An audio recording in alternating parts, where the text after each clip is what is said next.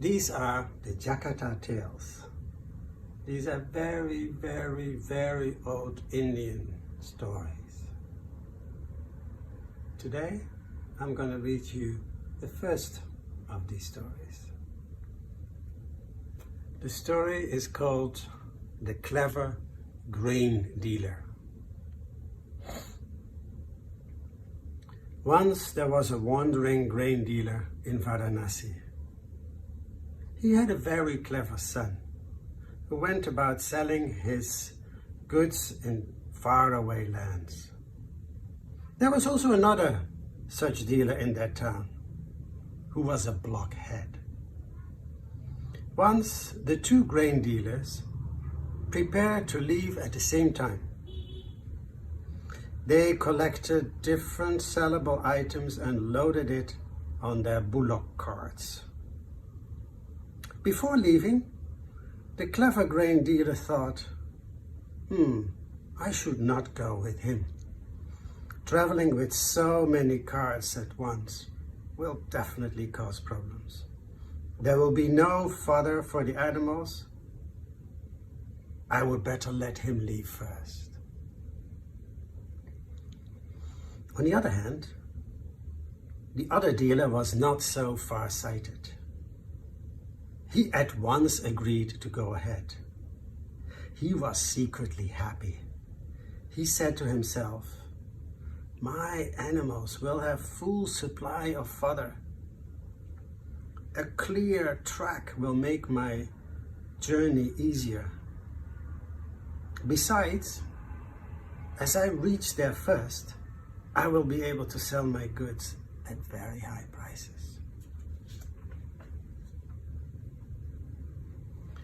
The clever grain dealer, who had decided to go later, had different thoughts. He thought it would be better for him if he goes later. He thought, if I travel after him, my animals will get less exhausted. They will go over a ready-made track and therefore will take less time to reach there. We will have water from the wells. They will have been dug. Finally, it will be much easier to sell our goods. We could easily sell it at the price fixed by the other group. Their way passed through a stretch of desert. The foolish grain dealer showed some wisdom and took large pitchers of water with him. But he overlooked other potential dangers in the desert. He was aware of the threats from the bandits and the wild animals only. His caravan moved on, and soon they were in the desert, where an unforeseen trouble awaited him. The desert was inhabited by certain man-eating giants. When the giants saw the bull-pulled carts approaching in the caravan, they planned to eat them all. They realized that if they could get rid of the pitchers of water, it would be much easier to strike them.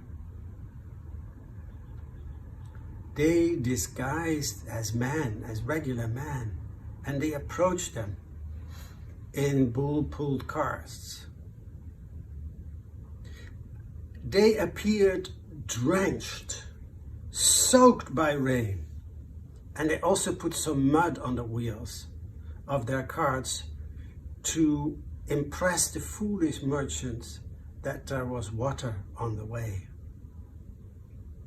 So as the two caravans came across, the foolish grain dealer and his man looked in surprise. They were tormented by the hot desert winds. Their carts could hardly move through the sands. The giant's leader spoke to the grain dealer. He said, "It is raining heavily over there.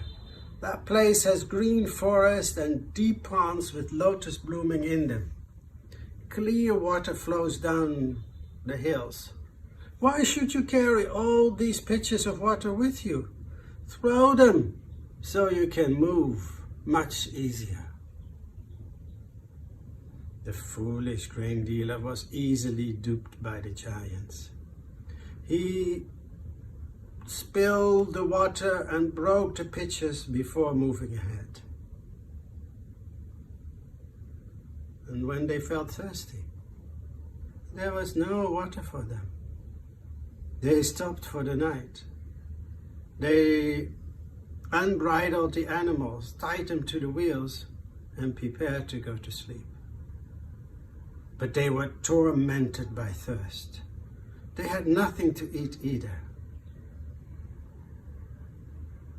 And shortly, they were overtaken by the giants, who killed and ate them up at once. And their remains lay scattered over the desert.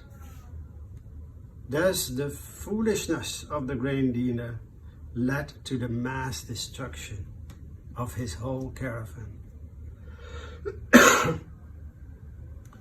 2 weeks later, the clever grain dealer also set out with his 500 bullock carts.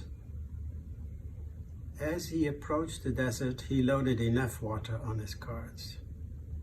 He assembled his men and told them, "Water is most precious in the desert. Therefore, you should never take any water without asking me first. Also, do not pick a fruit from alongside the road. Traveling through a desert is very tedious, so you must stay courageous." As his caravan passed through the desert, the man-eaters saw them. They were glad, and they decided to eat them too. So like before, they came in their earlier disguise. But this grain dealer was clever. He recognized the giants at once. He said to himself, "This desert has no water. That's why it is named Nirjala Kantara, which means dry desert. And their eyes are red. They cast no shadows. They must be man-eating giants. They probably tricked the other merchants going before me into spilling the water, and then they ate them all. But he cannot fool me." The clever grain dealer called the giant's leader and said, "We merchants would not spill the water we have before we have found another source of water. We will only throw away our water when that other source is right here in front of us." The giants were frustrated. They traveled a little bit and then they disappeared in thin air. When they were gone, the clever grain dealer's man said, "Sir, those men said there were green patches ahead. It is raining heavily over there. Their clothes were drenched. There must be water ahead. We must empty our pitchers. It will lighten the carts and make our going easier." The clever grain dealer ordered the caravan to stop and called all the men. He asked them, "Has any one of you ever heard that it rains heavily in this desert? Have you ever heard about the existence of a pond or a well here?" "No, sir. We have only heard that the land is called a dry desert." Some of them said, "There are green patches ahead and it rains there. Now tell me, how far a rain wind can be felt?" "From about 6 miles, sir." "Does any one of you feel a cool breeze?" "No, sir." "How far can anyone see the rain clouds?" 6 miles, sir." "Does any one of you see dark clouds?" "No, sir." How far away can you see lightning? Oh, up to 20 miles, sir. Does any one of you see a lightning flash? No, sir. How far away can you hear a thunder? About 10 miles, sir. Did any one of you hear a thunder? No, sir. Then listen to me. They were not men. They were giants. They wanted us to throw away our water and die of thirst. They are man-eaters. They must have planned to make us too weak to resist so that they could eat us. It seems that these giants tricked the caravan before us into spilling their water, and then they ate them all.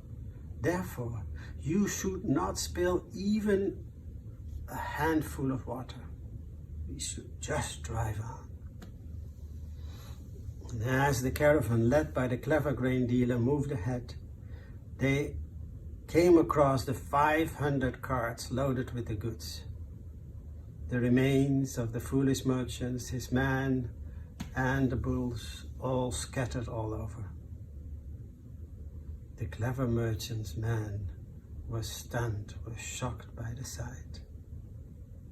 Their leader decided to halt there for the night. The animals were unbridled and the tents were pitched. They ate a sumptuous dinner and retired for the night.